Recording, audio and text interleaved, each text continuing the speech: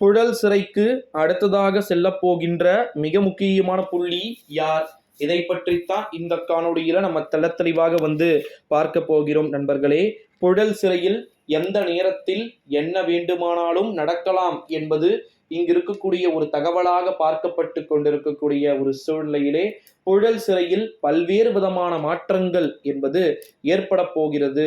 10க்கும் மேற்பட்ட துறை சார்ந்த அமைச்சர்கள் கைது செய்யப்படுவதற்கே வாய்ப்புகள் இருக்கு அப்படின்னு சொல்லிட்டு தற்போது இருக்கக்கூடிய சிட்டிங் துறை சார்ந்த அமைச்சர்கள் கைது செய்யப்படலாம் அப்படின்னு சொல்லிட்டு எதிர்பார்க்கப்படுவதாக தகவல்கள் வெளியாகி கொண்டிருக்கக்கூடிய ஒரு சூழ்நிலையிலே சும்மா சில்லுன்னு செந்தில் பாலாஜி வருவார் விரைவில் அப்படின்னு எதிர்பார்க்கப்படுகிறது.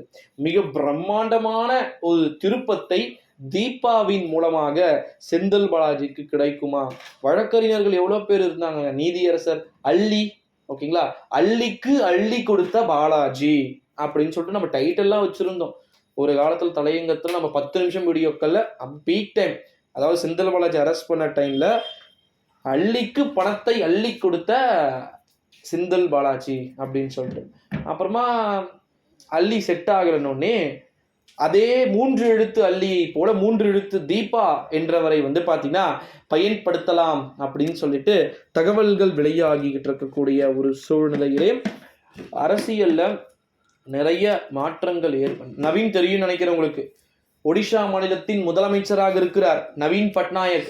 ஒரு மாநிலத்திற்கு கிட்டத்தட்ட பார்த்தீங்கன்னா 25 ஆண்டுகள் தொடர்ந்து முதலமைச்சராக பார்த்தீங்கன்னா இருக்கிறார். சர்வசாதாரணமான விஷயம் கிடையாது நண்பர்களே. இந்த ஒரு சூழ்நிலையில தான் புழல் சிறையில அடுத்தடுத்து மிக முக்கியமான புள்ளிகள் விரைவில் கைது செய்யப்பட வாய்ப்புகள் இருக்கலாம் அப்படின்னு சொல்லிட்டு எதிர்பார்க்கப்பட முடிகிறது நண்பர்களே.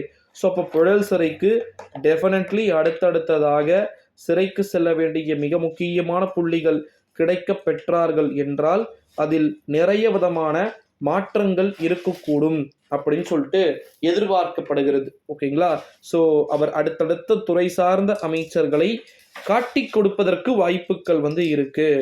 நான் மட்டும் பண்ணலை, இந்த தப்பை இவங்களும் சேர்ந்து தான் பண்ணாங்க அப்படின்னு சொல்றதுக்கு எங்களுக்கு பெருசா ஒன்றும் டைம் ஆயிடாது அப்படின்றத உறுதிப்படுத்தப்படுகின்ற ஒரு சூழ்நிலையில அறிவிப்புகளை வெளியிட்டிருக்கிறாங்க அப்படின்னே சொல்லலாம் நண்பர்களே.